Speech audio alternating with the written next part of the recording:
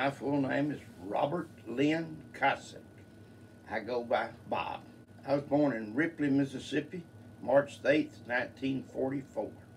Did you grow up in Ripley? No, I grew up in Cotton Plant, Mississippi. We lived 1 mile east of Cotton Plant in a community called Tipper Union. And that's where I was raised and went to school and everything in the Tipper Union community. My parents was Hubert Cossitt, and my mama was Edith Foley Cossitt. And they was raised up and around that particular area there in Cotton Plant. What did they do for a living? Well, my dad was a farmer, raised cotton, and my mama was a housewife until the shirt factory came to New Albany in about 1939 or 40, and about 48 she went to work at the shirt factory, and she worked at the shirt factory till 1962 when she retired. How many siblings did you have? I've got 3 brothers and 3 sisters. Can you tell me their names and their birth order? Well, my oldest brother was Hubert Paul Cossitt, and he was born in 1926, I believe. And then I had my sister, Mildred Cossitt Young, and I'm not sure when she was born, about 29, somewhere along in there. And then I had my sister, Helen Cossitt Murray, and everybody knows her as Mama Heck. And then my sister, Johnny Cossitt Wood, which she was born September the 10th, 1934. And then she graduated from Tipper Union, and she went to Grounds Business College in Memphis, first one of the siblings to go to college. And then she met a boy from Lansing, Michigan, at the Middleton Naval Base up there. He was in the Navy, and they got married in 1954, and she moved to Michigan, and so she was the Yankee in the family. And then my brother, David Cossitt, he was born October the 12th, 1937, and then my brother, Billy Wayne Cossitt, was born June the 12th, 1942, and then I was born March 8th, 1944, and I was the baby.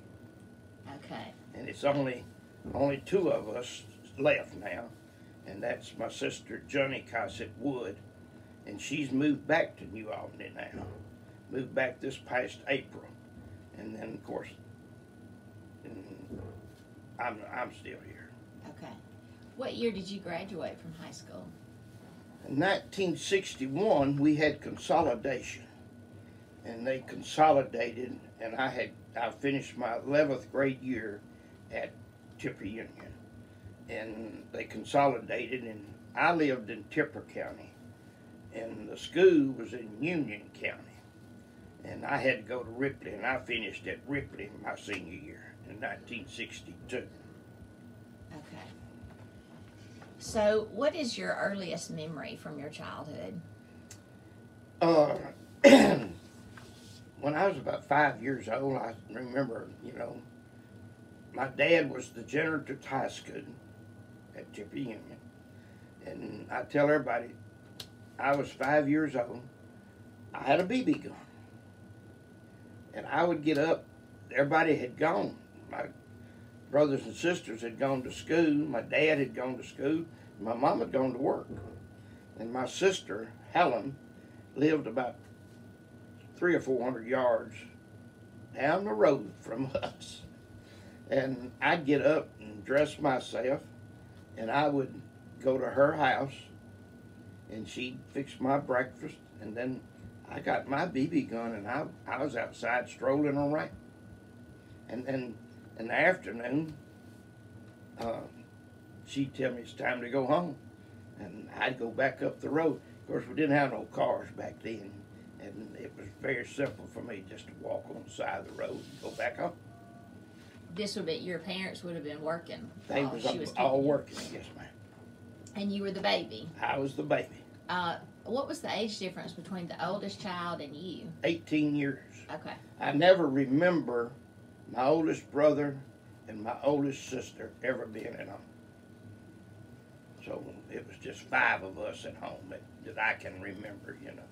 So what's the age difference between you and Bill? 22 months. Okay. Yeah. Everybody used to think we were twins, you know. But it was 22 months difference in mine and Bill's age.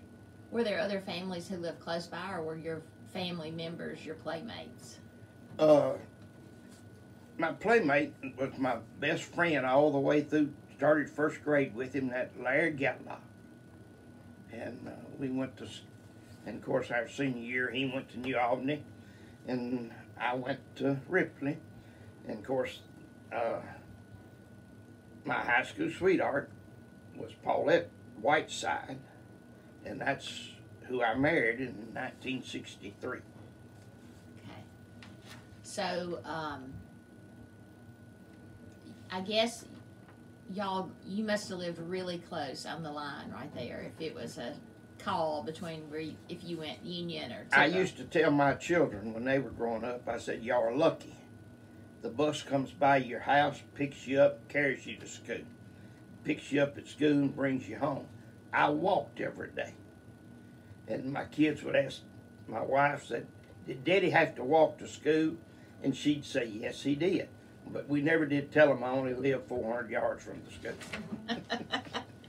Now, is that building still standing? It's the, we had the high school, which consisted of course, 7th, 8th, and then 9th, 10th, 11th, and 12th. And then we had a lunchroom that was separate. And then the elementary school, which was grades 2nd through 6th. First grade had a room in the high school. And then we had a home ec building and a agriculture building. And back then, they furnished the agriculture teacher a home to live in and the principal a home to live in. Now, the principal's home is still there. The agriculture teacher's home is still there. And the home ec in the agriculture building is still there. And people live in it. And the elementary school has just about fallen in. And the high school, you can't even tell where the high school was. So when consolidation happened, they didn't use that school anymore? No, ma'am. Okay. Everybody either went to Ripley or they came to New Albany? Well, not necessarily. If you lived in Tipper County, we all had to go to Ripley. And it was only 40-something that lived in Tipper County. Highway 15 they drew a line, and Highway 15 was the line. If you lived on the west side of Highway 15, you went to Merlin. Highway 30 was a line. If you lived on the east side of Highway 30, you went to East Union. And if you lived between 15 and 30, you went to New Albany. Okay. And is that still the way the line is? Still the way it's okay. The way it's still the way it is right now. And if you live between 15 and 30, you're called New Albany Separate School District, and we pay taxes to the New Albany school. We don't pay. And if they, just like here recently, they had an election to see where to have a school bond to build on to East Union, West Union, Merlin, and Inglemoor. And so I had some people that lived, and they asked me, said, how you going to vote? I said, I'm not going to vote. And they said, oh, you know you're going to vote. And I said, nope, not going to vote. And they said, how come? I said, can't. I live in New Albany School District. That's kind of crazy. Yeah, it's kind of crazy. But that was, I don't know who drawn them up, but that's the way they drawed it up. Did you play sports? I played baseball and basketball at Tipper Union. And we always had a halfway decent basketball team, but we played baseball. But now our baseball consisted more of Jeff Carter, who is, I don't know, you probably don't know him, but he was my wife's uncle. And he had an old pickup, and he would come by on Saturday morning, and he would pick boys up, and we would go to either Tipper Union or we would go to somebody else's, and we'd play baseball all day Saturday. And that's where I learned how to play baseball. And then basketball, I was always youngest, and my oldest brothers, we'd go play, and of course, and everybody was a little bit bigger than I was, but I got in there and scrapped with them, and probably what made me a better basketball player. Well, were sports important in your family's life? Was that important to y'all? My dad liked you to play sports. He didn't push you to play, but you know, he wanted you to play. And of course, at Tipper Union, we only had baseball and basketball, and I played both of them. But at Ripley, of course, they had track, football, baseball, and I only played basketball at Ripley because it was inconvenience. They practiced after school, and it made it a hardship for me. I just played basketball at Ripley. Did any of your siblings play sports? Oh yeah, my oldest brother played. My oldest two sisters played, and they were both pretty good players. They went state in 1948 and 1950. And Tipper Union girls did win state championship in 1950. Now my brother Dave, he played a little bit, but he played more after he left home than he did. He joined the Air Force, and he played some in the Air Force. Me and Bill always played when Jeff Carter came around, and I tell everybody the story. My brother Bill was the pitcher, and he had a dime curveball. Now, if you know what a dime curveball is, it's a little bit better than a nickel curveball. And Bill throwed a knuckleball, and when he throwed his knuckleball, it never did rotate. It just, if we'd go and Jeff Carter, he would make our lineup out, and his son Marsh was the catcher. Bill started out pitching. And about the time halfway through the game, they had figured out how to hit that knuckleball, and he called time out, and his other son, Jeff's other son, Billy Ray Carter, was playing shortstop, and he would go to catch. Marsh would go to pitch. I'd move from third base to shortstop, and Bill would move to third base. And Marsh only had one pitch, a fastball, and he could bring it, and he would bring it pretty. I'm gonna say Marsh was probably in the high 80s and maybe low 90s back when we was playing. And sometimes he didn't know where it was going, but that was every Saturday just about. You know, we very seldom ever got beat. Now, this was more of a community type, where community. You would have grown-ups and kids and if you were good enough, you could play.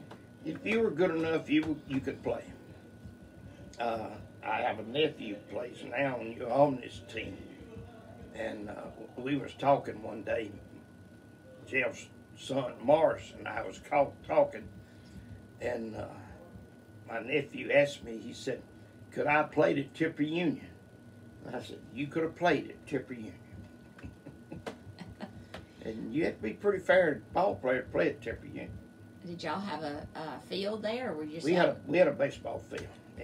It served its purpose as a baseball field and also as a playground for the children when school was in session. And we had split session. You know what a split session is? We got out of school around the 1st of April, and we planted our cotton and our corn. Well, July and August, we went to school. And then September and October, we got out to gather your crops. That's what they called it, split session. Then, of course, when they consolidated, that stopped. And that killed a lot of you small farmers, you know. Because their families were there. Their families wasn't there to help, you know, plant the crops and gather their crops. Yeah. How old were you when your mom started working at the shirt factory? I was probably about 4 years old when she started working at the shirt factory. And that was, back then, that was a helped out, you know, income. She didn't get, you know, she didn't get rich working at the shirt factory. Because sometimes I think she'd come home, work 40 hours and make about $18, $20, you know, for that week. But that was good money back in the early 50s. Big money. That's why your sister had to keep you. That's the reason my sister had to keep me. She had to, Mama went to work. What did you do when you finished with high school? I finished high school in 1962 and didn't really, could have went to Northeast and played basketball and went to Northeast College. And I did not want to go. I did not like school. And so started out driving a dump truck when they was going blacktop 015. And I started up there at Beaver Dam. That's where they started it. And I was driving a dump truck for Diane Collins out of Nettleton, Mississippi. I was 18 years old, and I was driving a dump truck, sat hauling sand on that road. And then I had put my application in a bunch of places. And my mama come home probably in September of 62, and she said, "Shirt factory told you to come to work in the morning." And I said, "Nope, I'm going to keep driving this dump truck." And my dad said, "Nope, you're going to go to the shirt factory. Because this winter when it starts raining, that dump truck won't be running and the shirt factory will have a roof over your head. You going to the shirt factory." So I went to the shirt factory. Back then, we did what our parents told us to do. And I started the shirt factory, and I left the shirt factory in 1982. 20 years. Good job. What'd you do there? Started out as a bundle boy and worked as a bundle boy, which that was just a gopher. Whatever they told you to do, you did it. And you didn't say, "No, I can't do that." You did it. And I'd been there about probably a year and a half. And a guy came out one day and told me, said, "Don't check out this afternoon. I want to talk to you." And I didn't know the fella. And I said, "Okay." And so my boss, they called me in the office, and he said, "I noticed on your school you have had typing." I said, "Yes, I have." He said, "How many words can you type a minute?" And I told him, I said, "It's been a while since I've typed. But I said, I used to could get 65 words a minute." And he said, "It's like riding a bicycle. Once you learn, you don't forget." And so he took me, said, "Come with me." And we went up in the office there at the shirt factory. And he sat down, and he said, "Do you want electric typewriter or manual?" And I said, "I'd rather have a manual." And he said, "That's good," because he said, "If you get this job, that's what you're going to be typing on." And so he gave me a piece of paper and said, "Put it in the typewriter." And he said, "Do you remember what you used to type when you was in typing?" I said, "Yes, sir, I do." "And what you used to have to practice typing is, all good men must come to the aid of their country." And he told me, said, "Type it." Well, I typed it and returned the carriage, and he said, "You don't have to type no more, you can type." And so I started working in the office, and I worked in the office the last 18 years, 19 years I was at the shirt factory. And the guy's name was Bruce White, and taught me more than anybody that had ever taught me. Bruce White taught me a lot. He was a really good boss to me. the shirt factory, tell me where that was located. So, you familiar with New Albany? You know where Nichols catering service is? Yes. You know where that church is right there? Uh-huh. That was the shirt factory. Okay. We had, when I worked at the shirt factory, when I left in 1982, we worked 1,000 people. Now, we had 2 plants here in New Albany. We had one that was called Irwin Manufacturing Company and one that was called IBS. Now, IBS was for Irwin B. Swaby. That's who owned the shirt factory. And he lived in New York, and his sister owned up half of it, and her name was Gladys Swaby. And she lived right before you get to the Presbyterian Church on Highway 15. She lived in that house up there by herself.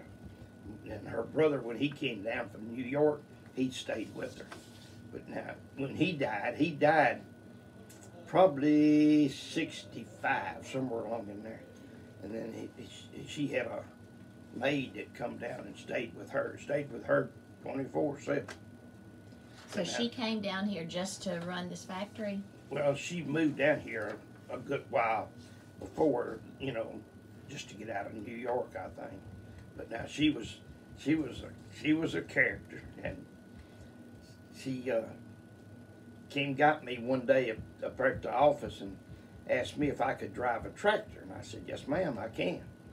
And she said, well, they've mowed my yard, and she had a little farm-out tractor that had a belly mower on it. And she said, they've mowed my yard, and they parked the tractor where I can't get in my door, and I want it moved over a little bit. And so I said, okay, I'll just come out. And she said, no, you get in my car, I'll carry it. And she drove a brand new Chrysler, got a new Chrysler every year. And we got in the car, and she stuck her shoe in a bread sack, plastic bag. And I said, Miss Gladys, that's dangerous. She said, no, this pedals on this car wear the bottom of my shoes out. And of course, she could have bought a shoe company if she'd have wanted, but I thought, you know. And then she died in about 1969, somewhere along in there. And then she left it to Bruce White, Roger Norman, Irv Wagner, Robert Ladner, and a woman up in New York. Her name was, I can't remember what her name was, but they got percentages of it. And they ran it for, like I say, in 1982, I had gotten real, Sears and Roebuck was our main customer. We did 100% our work, and we had, like I say, we worked a lot of people. And we had a plant, these 2 plants in New Albany. We had a plant in Ecru, and that building's still there. We had a plant in Hickory Flat. We had a plant in Sardis, Mississippi. And we had a plant in Paden, Mississippi. And we had a plant in Ackerman, Mississippi. And all told, they worked about 1,000 people. And I'm going to say, out of that 1,000, 96% was women. You know, so, because all we had was sewing. And I know this may sound kind of stupid, but you call it the shirt factory. That's really all they made was shirts. That's all we made was shirts. Just shirts. Didn't make nothing but shirts. We had a contract with the Army, and we made, I told them, we made them blue chambray shirts for the Navy. And I worked, like I say, I worked there 20 years. And our stock number was 916 SS. You know what the SS stood for? Short sleeve? You got it. And then we had 1916 LS. Guess what that was? A long sleeve. That's right. Wow. You said that closed in 80? too? No, No, you retired. In 1982, I didn't retire. I was real close with the buyer at Sears and Roebuck. His name was Jeff Baker. And in about 1982, the first of 82, he told me that he was no longer going to be the buyer for us. And he said, I've been given a job to move all of our manufacturing to Mexico. And he said, I have got 2 years to do it. And he said, if I don't do it in 2 years, they're going to fire me and give it to somebody else. And he said, in 2 years, I will have it in Mexico. And he said, Bob, you ain't going to have a job. So I started looking, and I found a job, and I went to work at Masterbuilt. Okay. And so I worked at Masterbuilt for, I guess, probably 7 years. And they had a cutback, and I was the youngest, and then they laid me off. And I went to Mahaska. And I worked at Mahaska, and then Mahaska sold out. And then I went to work for Transport Trailer Service over at Tupelo, Mississippi, and working for Larry Michael. And then I worked there to 2009. I retired. So what year did the shirt factory really close? It was probably 91, somewhere along in there, you know. So it hung on after the Mexico. On for a while, yeah. Well, let's get into, let's go back to sports. Because I know that that's important to your family. Your brother, like, really had a huge legacy for sports here. Tell me about what was his story regarding sports? Bill, he used to ask me, when I was in the 9th grade, I worked awful hard trying to get a suit on the boys' basketball team. And I didn't get one. And so when we got home that night, my brother Bill, which he was a 11th grader, junior, he got one. And we was sitting there at the supper table, and my dad said, how come you didn't get one? And I said, Coach don't like me. Because I said, I'm better than some of the ones that got one. And I was looking at my brother Bill. And he said, I'm a junior. You're a freshman, you know. And Dad told me, he said, all you need to do is work harder. And he said, you'll get one next year. I worked harder, and I did get one next year. Matter of fact, I started on the main team my sophomore year, and my junior year I started. And my junior year, I was selected for a Union County All-Star basketball player. And then I wanted to go to New Albany, because that's where my sweetheart was going. But I went to Ripley, and my senior year at Ripley, I was a Tipper County All-Star. So, but anyhow, Bill, he'd say, when you're out there on the court, do you see the people in the stands? And I had never thought of it. And I said, do I see the people in the stands? He said, yeah. I said, no, I don't see them. And he said, when I go out there, that's all I see. And I said, well, I said, you're not concentrating on the game. And so, but and then he graduated, Bill graduated in 1960.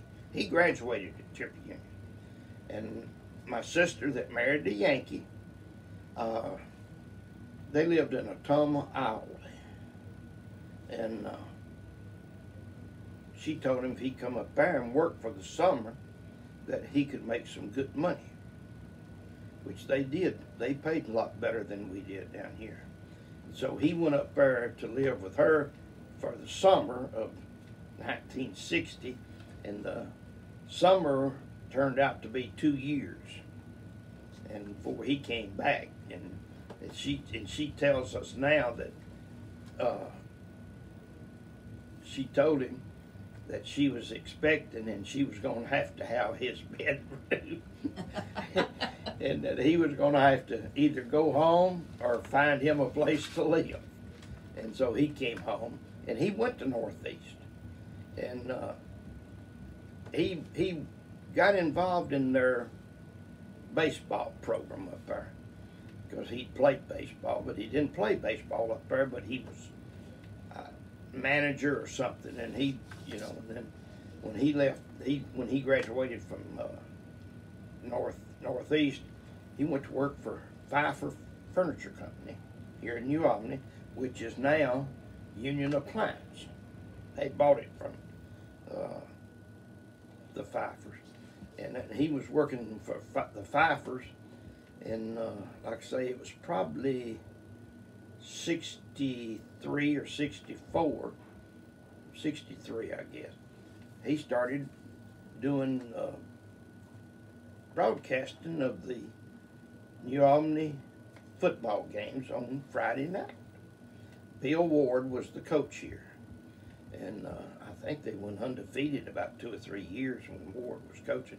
And Bill got to broadcasting the football games, and Eric Snipes broadcast basketball games, and they'd swap back and forth, and Bill do the football, and some nights they would have Union County would be having 2 or 3 games, and Eric would go do one, and he would do the early game, and Bill would do a late game, and they even taped some of them and broadcast them later on the radio, you know.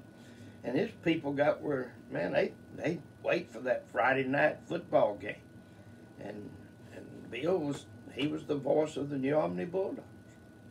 And then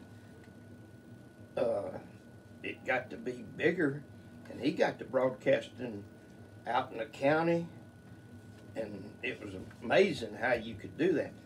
He broadcast on a telephone line back to the radio station, and they would feed it back out, you know.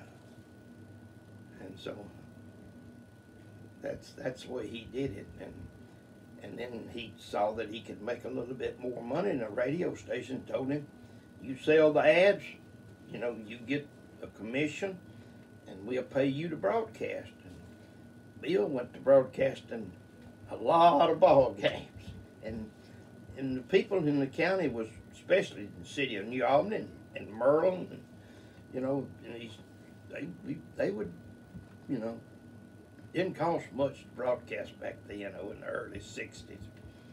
And I know when New Albany went to state in 1977, first state championship, New Albany boys won. And I asked him, he wanted me to go with him and help him. And we got down there, and I said, he said, we'll go around here. And I said, we gonna get tickets or what? And he said, I got mine, your money for the tickets. And I said, what's that? And he said, I'm having to pay $300 to broadcast these games back to New Albany. And he said, that's all I'm paying to get in, is that one. So, and that he would broadcast. Well, they had a guy, the Mississippi Athletic Association had a guy that broadcast, but they would feed it to New Albany through a telephone line, and then New Albany would feed it out. And of course, you had to have commercials, you know. And that's when he would tell them, going to your local stations, you know. But how did he originally get involved with calling football games? Who pulled him into that? Broadcasting football? Mm-hmm. Bill Ward had a lot to do with Okay. it. Yeah. And the radio station didn't really want to fool with it because it was too much trouble. You know, they were making good money just, you know, on that AM station. And so they didn't want to fool with it, and they told him, you sell, you know, ads and everything, you can do it. And he made a you know, pretty good money, good bit of money on the side because he had his other job too.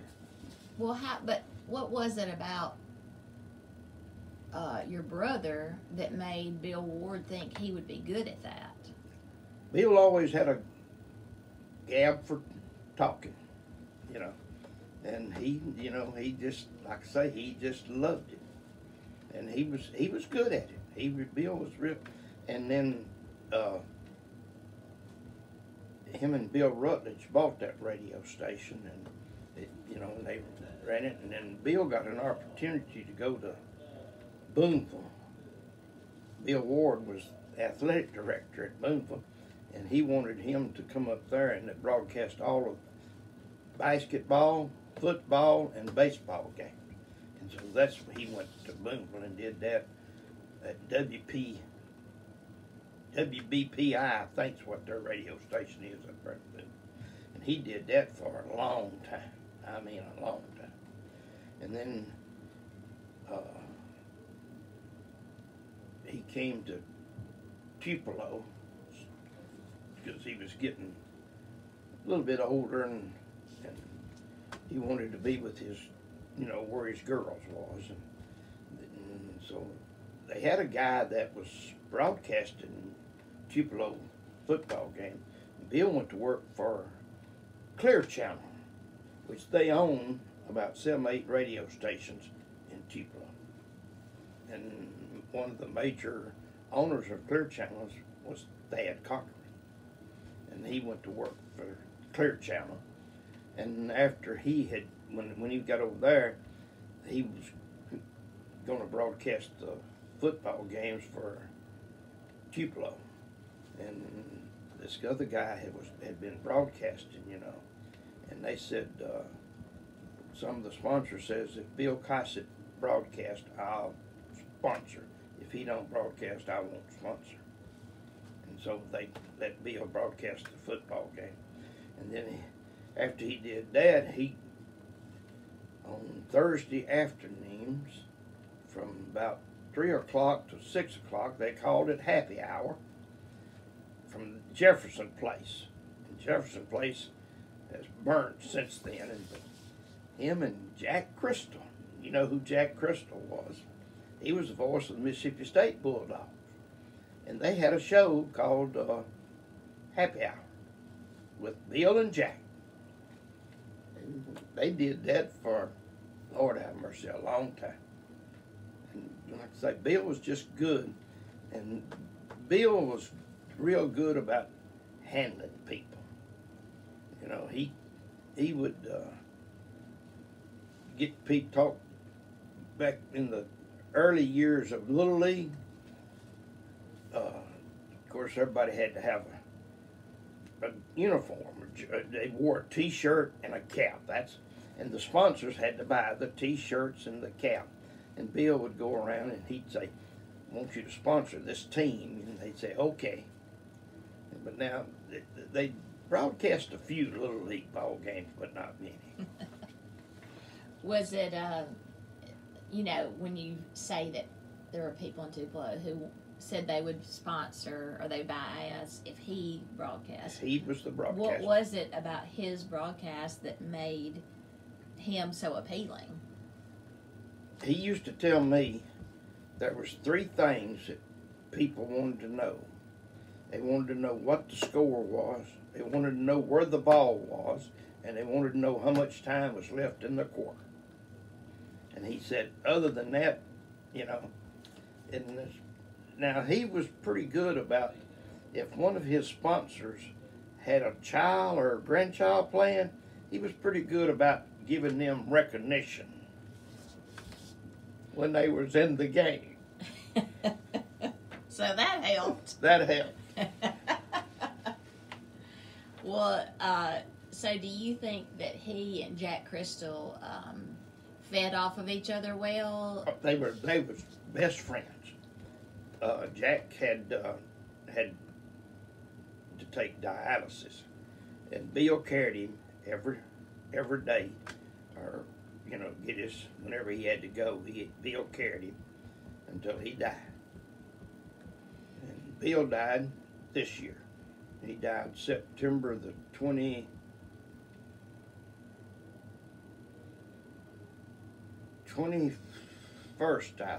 He died on a Friday. I'm not sure what day, but he died on a Friday. He had planned his funeral. And he said if he died during football season, his funeral would not be Saturday or Sunday. Because he didn't want nobody to miss the college and the NFL game. And so his funeral was not till Tuesday. That is very thoughtful. That's a true sports fan right Well, there. now he used to say, we had a big family. And he used to say, I'd say, are you going to, one of our nephews or nieces was getting married. And he would say, why would anybody get married on a Saturday during football season? A lot of people still say that, don't they? Yeah, I think you do. But Bill, he's what got, really and truly, Bill's one that got baseball. He broadcast football. He started out football, and then he just realized there's money in this basketball, because they'd set up and do New Albany's games, but they very seldom ever went out into the county. And he started going out to Merle, and East Union, West Union, and Inglemark. And Bill, he made a real good, relationship with all the coaches. Of course, he knew that the coaches could stop him from broadcasting if they wanted to, but he did such a good job of broadcasting the games, and he was not, even though his kids went to New Albany, he was not just New Albany. He was for Union County. Did Bill ever write for sports? He didn't. He wrote sports. He worked for the New Albany Gazette. That's Bill Rutledge on the Gazette, and Bill wrote for.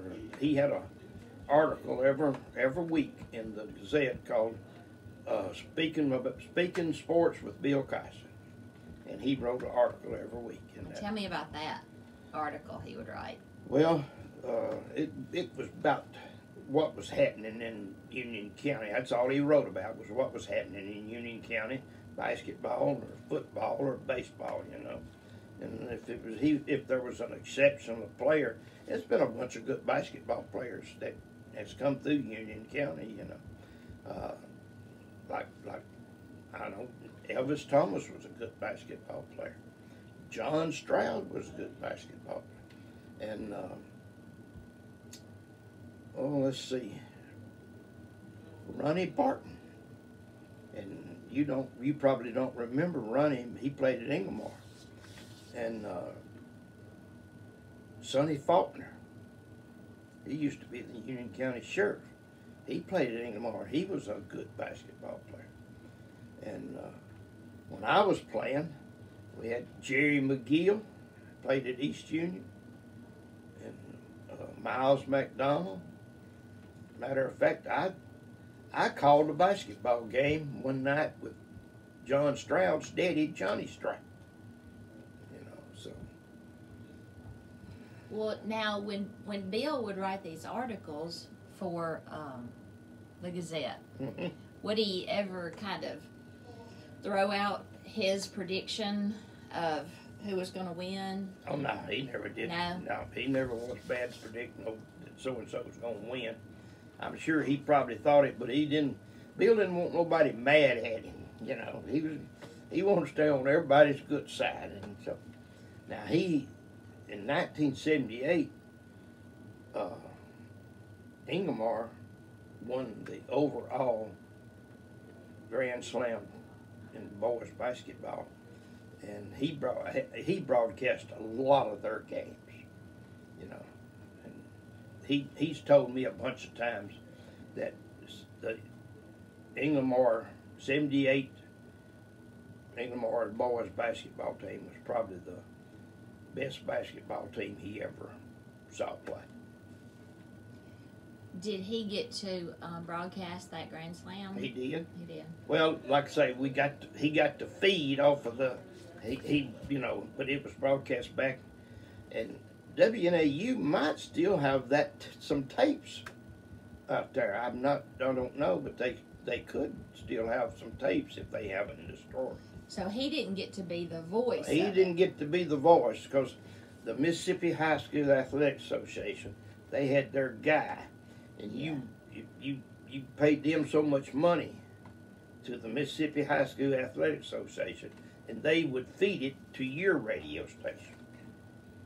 So he could broadcast everything up to that Up point. to that, and he would interview the coaches before the game, and he would interview them after the game. Did he get to do that at Yes, the Grand Slam? Yes. He got to do the pre and post. Yeah. Well, I've heard in one of these interviews about how people would look forward to the Gazette coming out. It came out on Wednesday night. But they'd go early. They'd go early and sit and wait. They'd carry them to the grocery stores as soon as they got them printed, And when they'd get them printed, they'd get to the grocery stores about 6 o'clock on Wednesday night.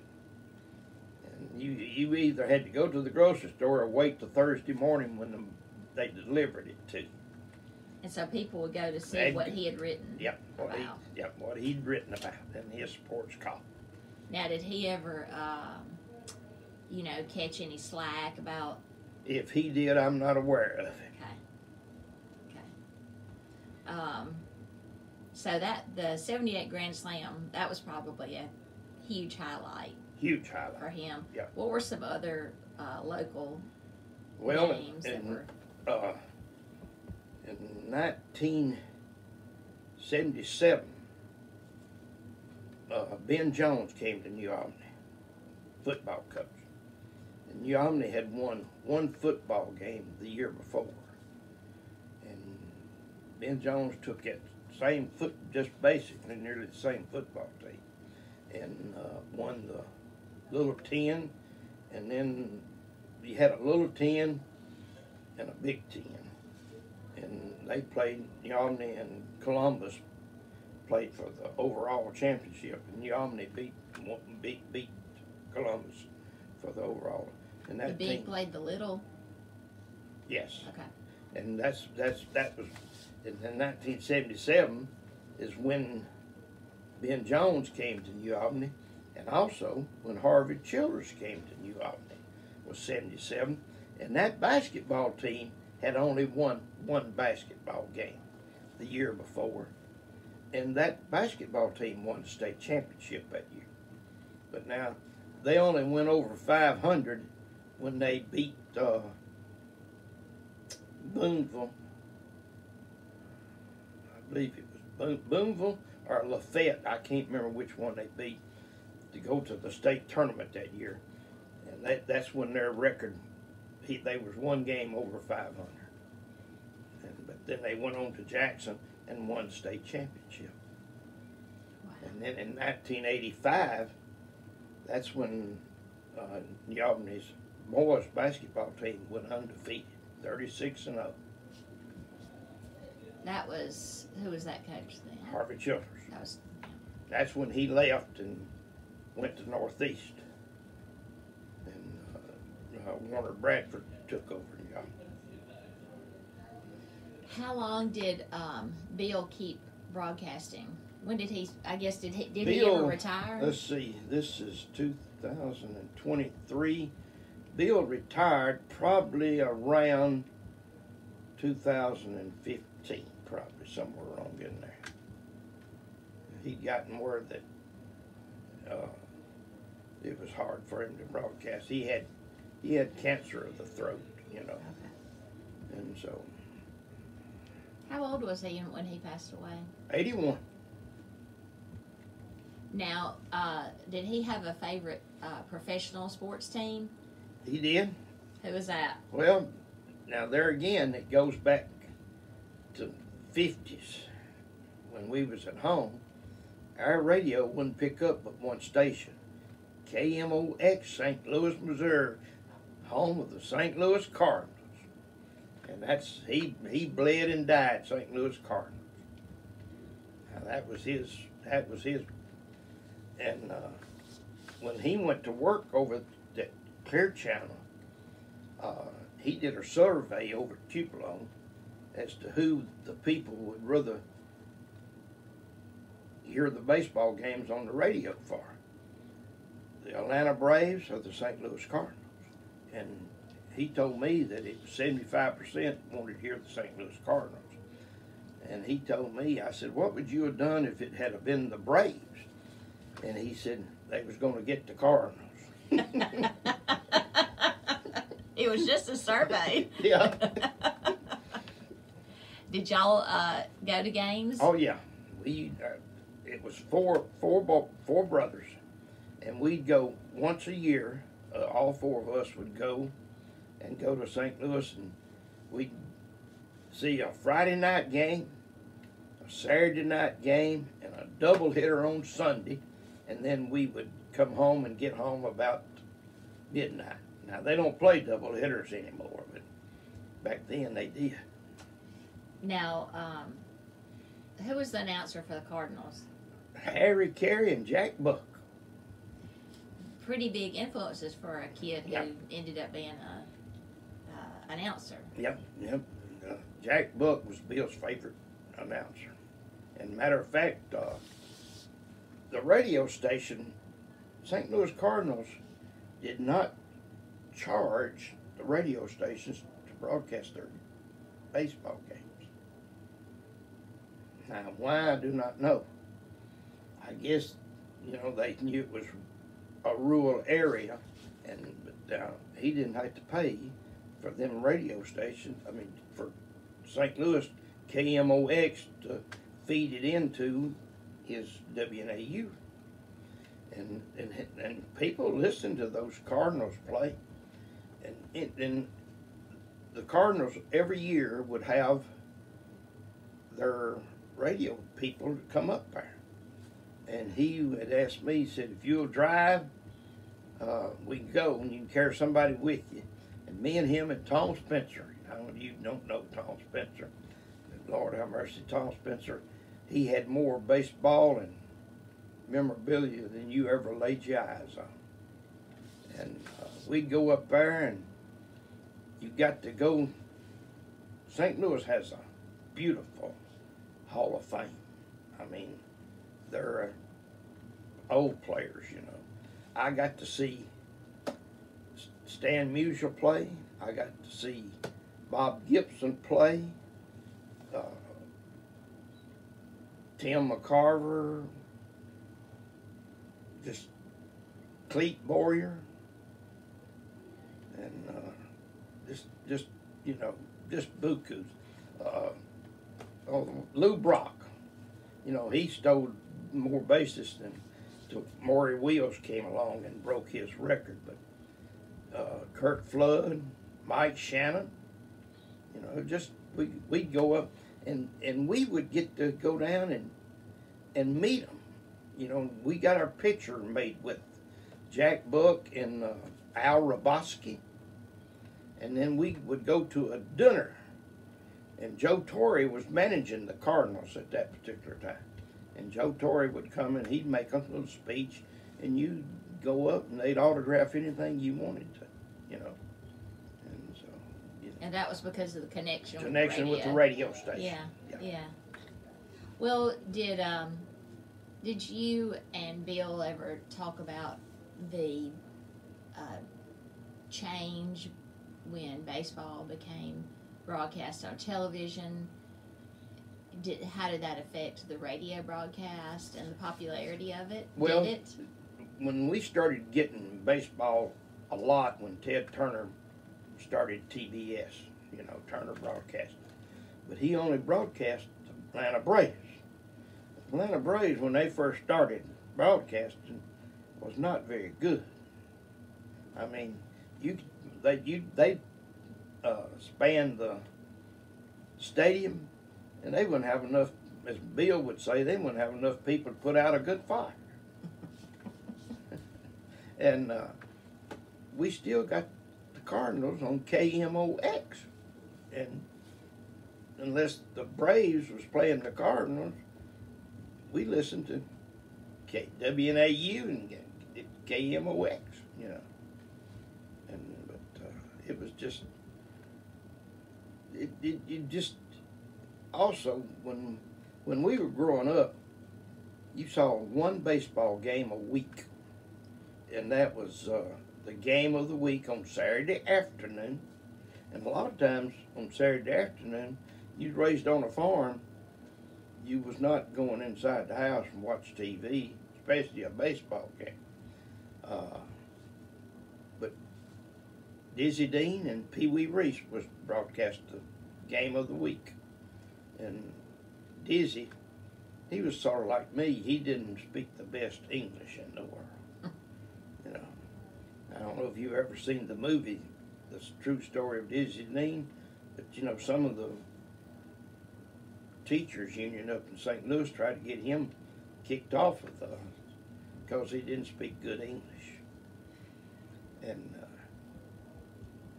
you know, we, like I say, I remember in 1956 we had come home from the cotton patch and was eating lunch, and my dad had turned the TV on, and my dad liked baseball, and Don Larson, the Yankees, was playing the Brooklyn Dodgers, and Don Larson was pitching for the Yankees, and he had a no-hitter going in a World Series, and my dad says, as long as he's got that no-hitter going, we're going to stay and watch it.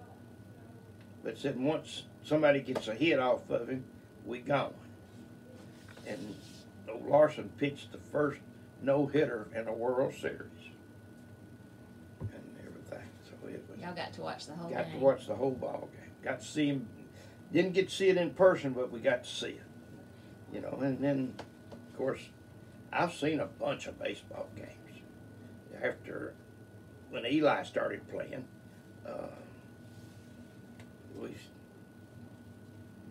probably one of the best times we ever had was he was playing in New York, and I was moving my granddaughter into college up at Yale, and we went to the game on Sunday afternoon, and Eli caught, you know, and I carried, it was 9 of us. My daughter lives in Dolestown, Pennsylvania. We were staying at her house, and we caught the train and went to the baseball game on Sunday afternoon. It was hot, and Eli, like I say, we got to see Eli, and they played the New York Mets, and we went to that Mets stadium and everything. So, who was Eli playing for then? San Francisco Giants. Did y'all get to go to any of his World Series games? Didn't go to a World Series game. Those tickets was hard to come by. But the year they won the World Series, you know, they had division playoffs, and they were playing Atlanta for the division playoff, and it was my boss, Larry Michael, he had some tour buses. And we went over there and stayed in that tour bus and got tickets and saw the game that matter of fact, it was the game that they clinched the division and was headed to the World Series. And it was Bobby Cox, who was the manager of the Braves. It was his last game to manage, and we saw that. When you said, when you talked about Tom Spencer, is that who everybody calls Bull Spencer? No, that's his brother. That's his brother. Now, Bull Spencer and Bill, my brother Bill, they was just real close. Now, they could get things done, and you know, a lot of other people, especially in sports. Now, Bull Spencer, he is to be set up on a pedestal because he has really been great for New Albany sports. Tell me why. Well, he did things, and just like my brother Bill, they did things, but they did it in the background, and they gave somebody else credit for it. And you know, they just was wanting it done, and when the sportsplex, Walter Johnson and Bull Spencer and Bill, they worked hard to get that sportsplex. And Walter Johnson, that ought to be called Walter Johnson Sportsplex, because he built a nice one. And it wouldn't have been for Walter and Bull and probably 3 or 4 more people that never did say anything, that sportsplex wouldn't be as nice as it is. And Albany's got one of the nicest sportsplex in the state of Mississippi. And like I say, Bull and Bill, they did a lot for sports in Albany. And Mohasco, when they were, they sponsored a, but they would, if they'd get these kids coming up in Little League, they put so many on a team. And every team, I coached one of them. And the reason I coached one of them one year, Bull Spencer asked me to. But everybody had to play. You wasn't in other words, you put your best players out there and then they play so long, well, you had to swap them up. Everybody got to play. That was the name of the game. Everybody got to play. And so that's, And of course, when you're 7, 8 years old, you don't want to sit out there on that bench. I hated to sit on the bench. That's the reason I worked so hard to get off them. It hurt my pride to sit on the bench. You never know who might be really good sitting on your bench. That's right. And just like right now, Dak Prescott for the Dallas Cowboys, do you know when they signed him, you know where he was? 4th quarterback. 3 guys had to get hurt for Dak Prescott to play. It just so happened 3 of them got hurt. And Dak Prescott's been the quarterback for the Dallas Cowboys ever since then. Now, how lucky can you get? Yeah. But he was just on the bench.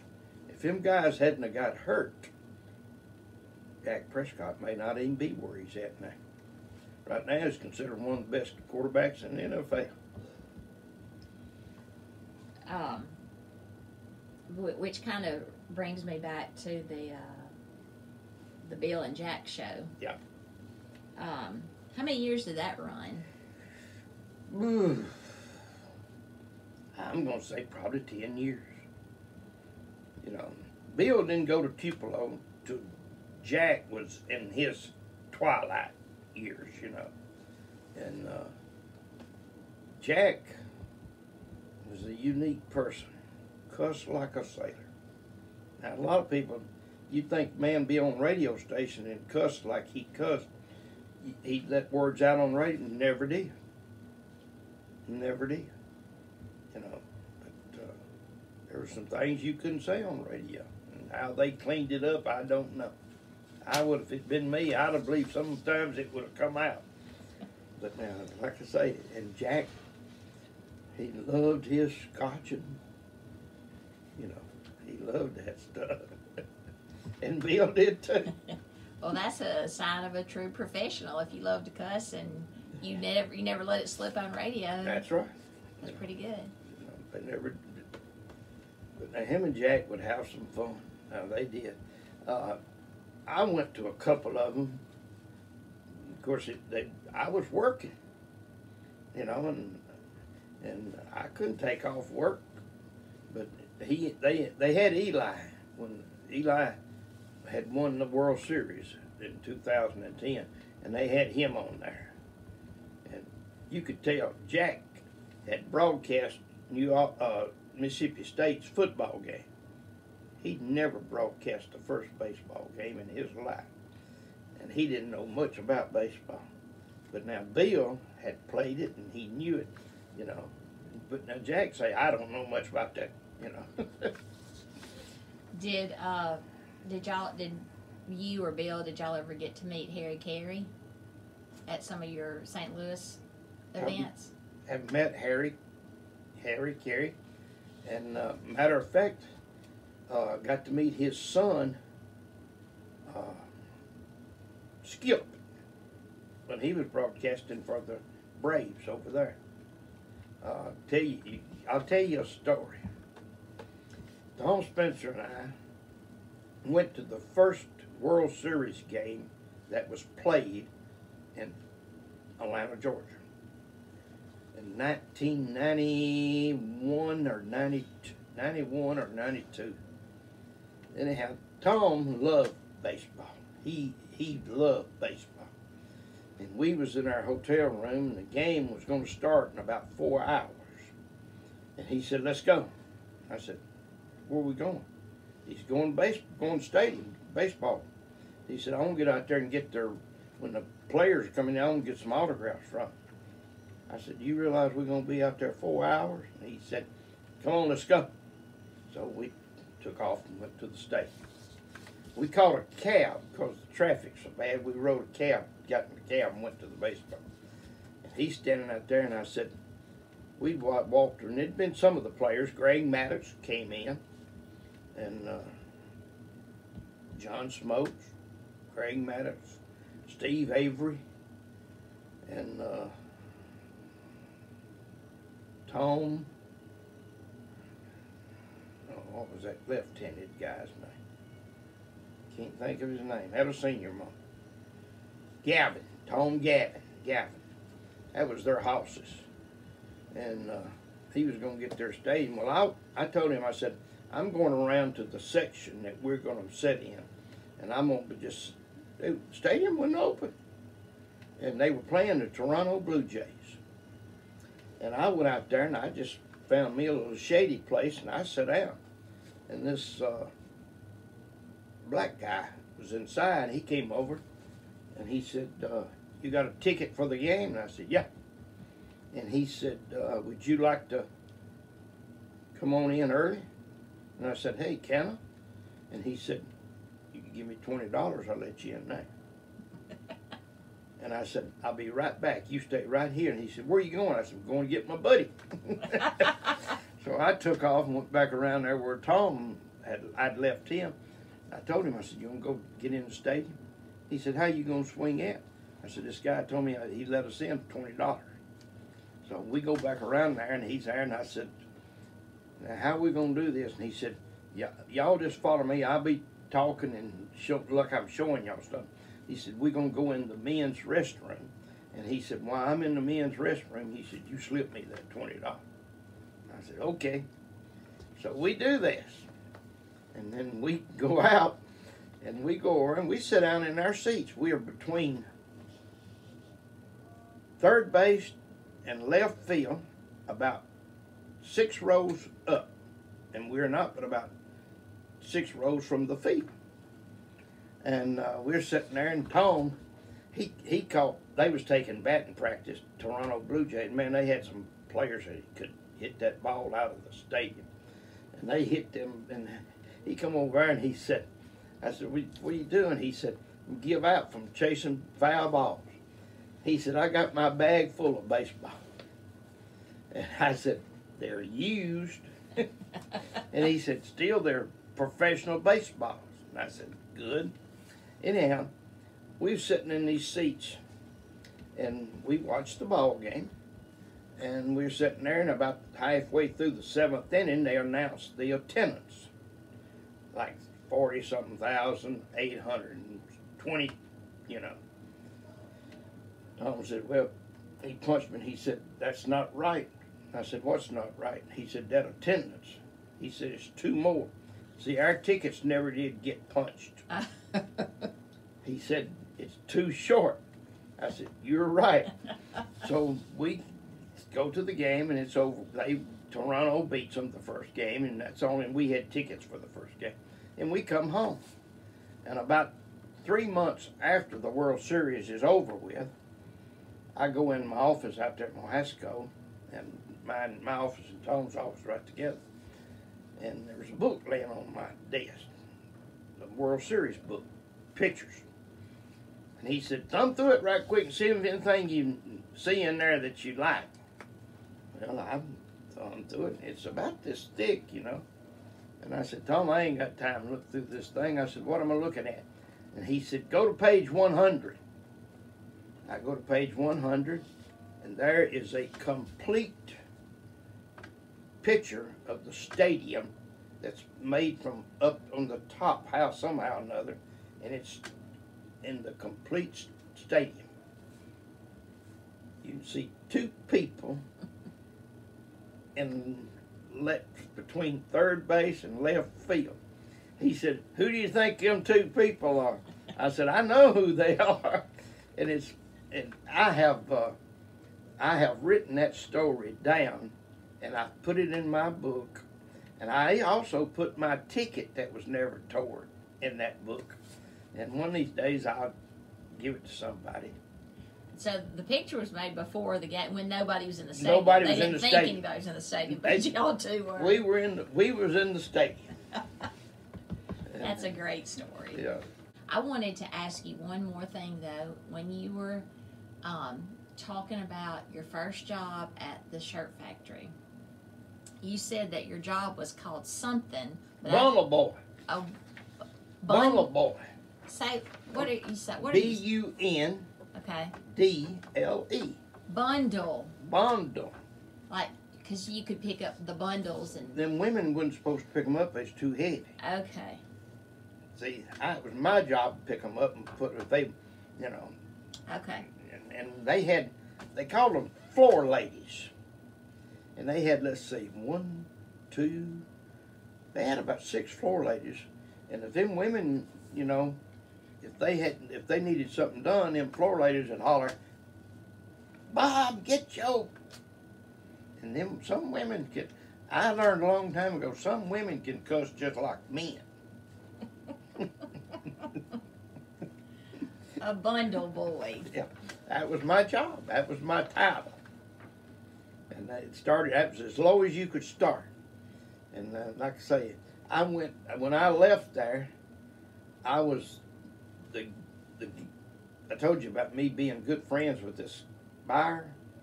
See, he wouldn't talk to nobody at the factory but me. And he'd come down twice a year. And when he came down during the summer, he didn't go to the plant. We went up to Pickwick Lake. You know where Pickwick Inn is? No. Well, there's a nice hotel up there. A nice one. And we'd go up there and we'd fish. He loved to fish and we'd fish. And then he loved to play golf and we'd play golf. And I told my boss, Bruce White, I told him, I said, you ever been up there, Mr. White? He said, no. I said, you can't walk nowhere without seeing a sign that says, no alcohol beverages allowed. And I said, you know how much whiskey I'm going to have? And he said, here's what you do. If they catch you and they arrest you, don't you fight, you just do whatever they say do. And when they get you to the jail and they book you in, you're allowed one phone call. He said, that phone call is to me. Not your wife, me. But I never did have to make that phone call. I got one last question for you. Who was your typing teacher? Dorothy Carter. We called her DMC. That was her initials. Dorothy Carter. Fantastic. Taught me how to type. And hadn't been for her, I probably wouldn't have never got that job and moved on up, and it paid more money. And that typing has really helped me. First started out at Tipper Union. You could take typing in the 11th grade or 12th grade. And very few boys took typing. Well, I'll tell you a short story. I played basketball. I told you, my sophomore year I started on the main team. My junior year, I was Union County All-Star. I wasn't very good at algebra. And my coach was Joe Baker. And he called me in there. And said, "It's my sophomore year." And he said, "You know what you're making in algebra?" I said, "Don't have no idea." I said, "B?" "Yeah, I would love that." He said, "You got an F." And back then, if you failed 2 subjects, you couldn't participate in sports. He said, "How you doing on your other subjects?" I said, "Not too good in English." He said, "I'm going to give you a D- in algebra." Now this is me and the basketball coach talking and the algebra teacher talking. But he says, "You never take another class under me." I said, "You got a deal." Well, when they started in my junior year, you could take advanced algebra, and when they hollered advanced algebra, I got up. I knew I had it made in that advanced algebra. And he said, my nickname with him was Blossom. And he said, "Sit down, Blossom." And that's why I took typing. And I went in, they had these, your keys was, you could see the letters. And Miss Carter, everybody called her Miss Carter. And we was typing, and of course you'd look and and then I went in there one morning to start my typing class, and that old teacher had covered every letter up. You couldn't see a letter on them typewriters, not just one, all of them. And so that's how I learned to type. That paid off better for you than that advanced algebra would have. Well, I've never used algebra yet.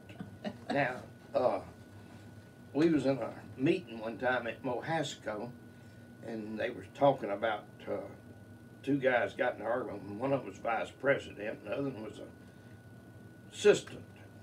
And they got in an argument, and about how to add up figures. And this one, the vice president, which was Carol Mason, says, and he added it up real quick. And they said, "Well, I didn't realize you was that good in algebra." He said, "I'm not." He said, "That's arithmetic." And so I tell people, Mr. White, like I was telling you, he taught me on numbers, you round numbers. Like, you'd say, "How old, Bob? How old are you?" "Well, 44. Well, you don't start trying to figure out from 44 to 2023. You go 44 to 2000 is 56 years, and then you add 23 years to that 56. You got my age." And that's what Bruce White, he taught me how to, and he says, simple arithmetic. But also he told me one time that average person could read a book, and the average person only retained 15 to 25% of it. He could read a book and he would retain 75 to 80% of it. So he was an exceptionally person. But he helped me get a couple of jobs too, by references. I do wish that your brother could have seen the exhibit here. I wish my brother, he had cancer, and he had it in his throat, and he couldn't talk. It hurt him to talk, and they wanted to, take his voice box out, and he wouldn't let them. You could understand what he said, but it was hard to understand him. Yeah. But that's the reason he wouldn't come. Yeah. I wished you could have got him interviewed when he was in his heyday. Yeah, me too. The Walmart Distribution Center? Yeah. Have you ever heard how come it's out there? Okay. You know who owned the land? Stevens family. And you know who the Stevens family is? Are they the Union Lumber people? Yep. Okay. Yep. The You know Stevens who- Quarters people? Yep. Yep. Okay. You know who the Stevens family is? Yeah. Okay. They got bukus of money. Bukus. All right, Walter, they're trying to get this distribution center. It's stuck between two cities, Grenada and New Albany. Now, that's what I'm talking about, people doing stuff in Yeah. the background. Yeah. Walter talks Stevens into giving the land And that's for what, that distribution center. And they meeting with Walmart in Batesville. Now, Bill told me this story. And he said that they were meeting with Walmart in Grenada. And they're all in this meeting and said they told Grenada, said, you'll go first. And Walter said, y'all want us to leave? And they said, no. I said, you didn't hear their presentation. Said, they can stay and hear y'all's. And he said, Grenada got up and said, you had to have so many acres. I forget, close to 100 acres. He said, we've got this 100 acres, and it had to be within so many miles of an interstate. And we're only just so many miles from the interstate, and we only going to charge you $2,000 an acre for this land. Bill said, Walters turned around and said, we got that distribution center. And so they said, okay, New Albany, you make your presentation. Said, Walter got up and said, we've got you 100 and something acres. We've already getting ready to put the electricity to it, already fixing to put the water to it. You within 1 mile of an interstate highway, Interstate 22, and we gonna give you the land. that was an easy decision. And if you go by the distribution center and you see all them pine trees out there in front, Stevens kept 10 acres from the highway to the distribution place. Now, why? I do not know. But they kept 10 acres. They own that 10 acres where those pine trees are. But they gave the rest. They gave the rest. Wow. They gave that sportsplex land. That's the reason it's there. But now, Walter Johnson and put Bill and Bull, they do work in the background. See, they wouldn't neither one of them. See, Bill could have come done this if he'd done, but he just wouldn't do it. Bull, like I say, I'd give anything if Bull and Walter should have come done it. Well, as long as other people will tell their story while they can, then that's what we have to just be happy with. Yeah. I appreciate you Me inviting too. me. I appreciate you sharing those people's stories too. Okay. It's really I good. enjoyed it. Me too. If I never hit you anyway, holler at me. Okay. Thank you so much. Okay.